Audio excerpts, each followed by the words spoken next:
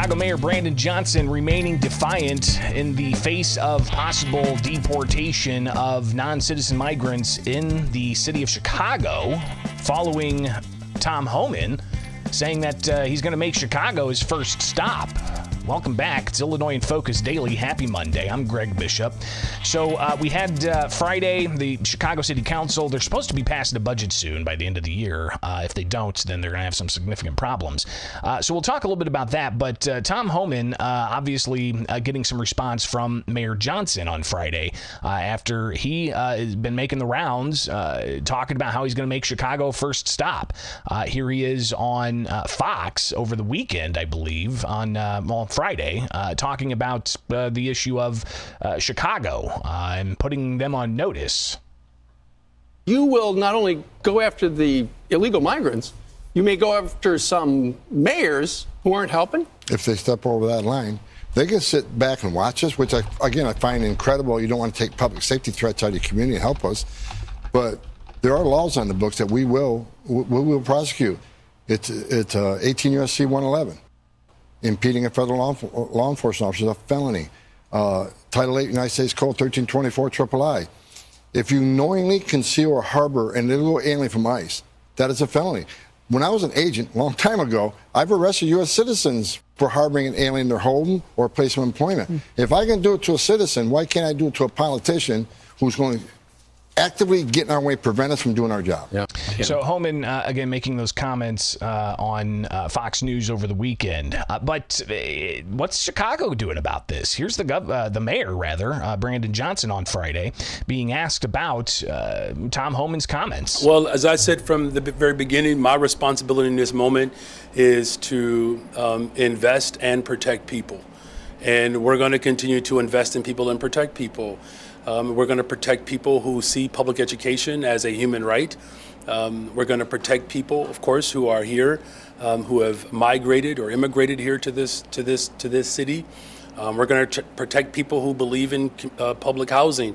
That's something else that this incoming administration has threatened. So whether it's education, whether it's immigration, whether it's housing, whether it's environment, all of the things that this current incoming administration has threatened, I'm going to continue to protect people of this city, working people, and we're going to continue to invest in them. Thank you for that. It wasn't the only time he was asked Good afternoon, to Mr. Mayor. react to Homan. He was asked later on in the news conference Friday about what he's going to do, in particular with Chicago possibly being the first place that the incoming Trump administration is going to start its deportation efforts. Stop that.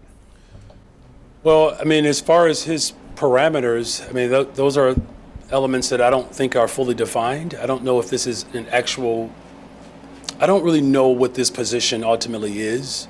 So, I'm not going to, try to prognosticate their authority. What I can say, though, is that we have a clear ordinance. This ordinance, which has been strengthened over time, but its origination is from Mayor Harold Washington, who understood that local law enforcement cooperating with ICE is not just simply about not cooperating. It's requiring local law enforcement to behave as federal agents. That is not how we engender confidence in policing in our communities. And furthermore, I just want to be very clear about this. The incoming administration's threat around immigration is dangerous and irresponsible, and this administration is threatening our economy. The proposal that he has on these tariffs, there are times when my budget director and I look at each other like, boy, when this budget process is over, we have to start having a conversation about the ramifications of tariffs that could have a tremendous detrimental impact on our local economy. That is a threat. President Trump wants to eliminate the Department of Education. That's a real threat to the people of this city. 87% of our public school system is made up of brown and black children. Working people who participate in public accommodations, that's what he's threatening.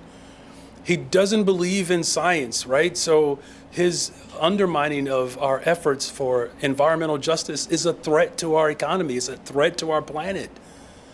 And I guess all I'm simply saying, you all, is if there was just one threat coming from this administration, I could appreciate, this conversation around immigration, and, his view of the Department of Justice and what he believes the role of the DOJ is, of using the Department of Justice to go after political enemies. I'm just saying, I'm offering to the people of Chicago, I'm going to stand up and protect the people of this city against every threat from this administration. And I hope the rest of the people in this room in the city of Chicago takes his threat as seriously as I do.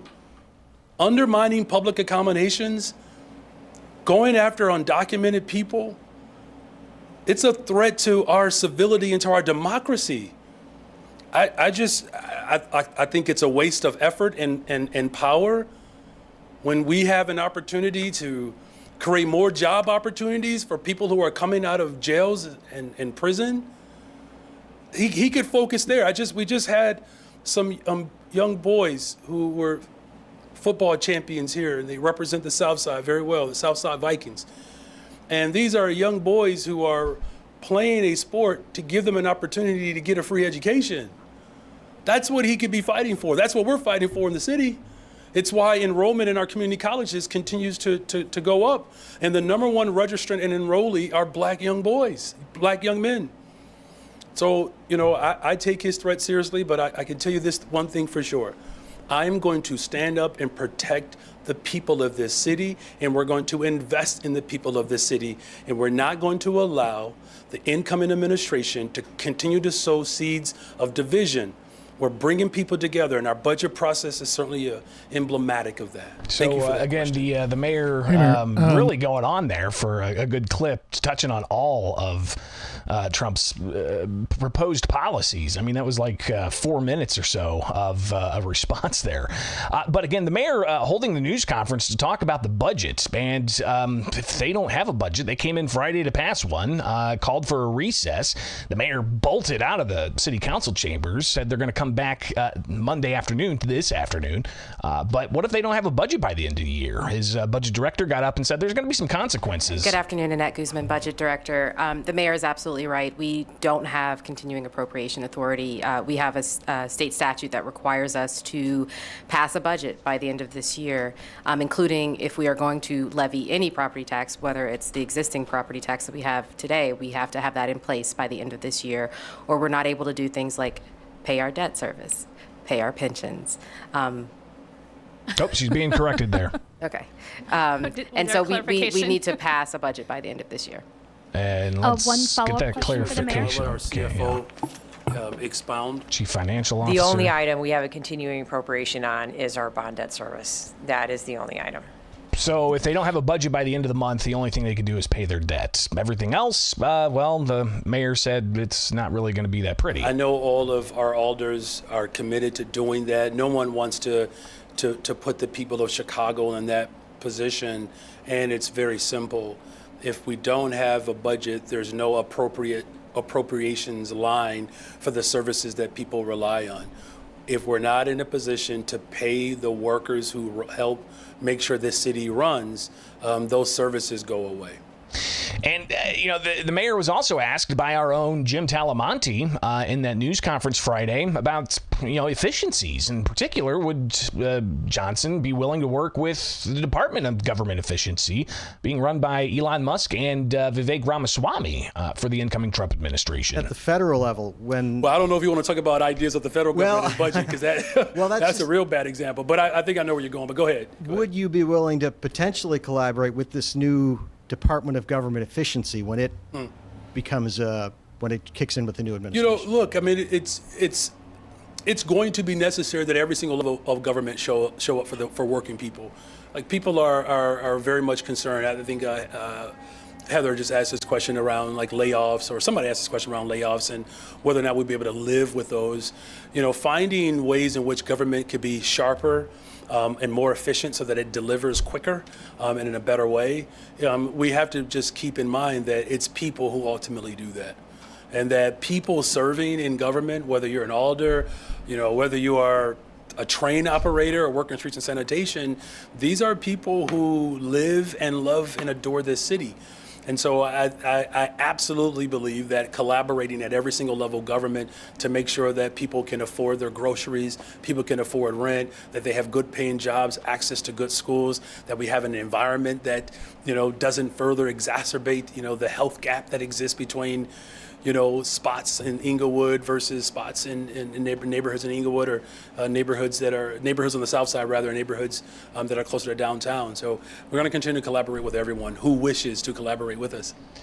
So there's the mayor talking about possibly working with Doge, but still being defiant on the issue of immigration. So we'll be watching that. Of course, the city meets again today. They've got a budget vote possible. We'll see what happens. The mayor's going to hold another news conference, so we'll obviously hear more of all of this. It's Illinois in Focus Daily. Up next, we'll talk with State Senator Andrew Chesney. Stay tuned.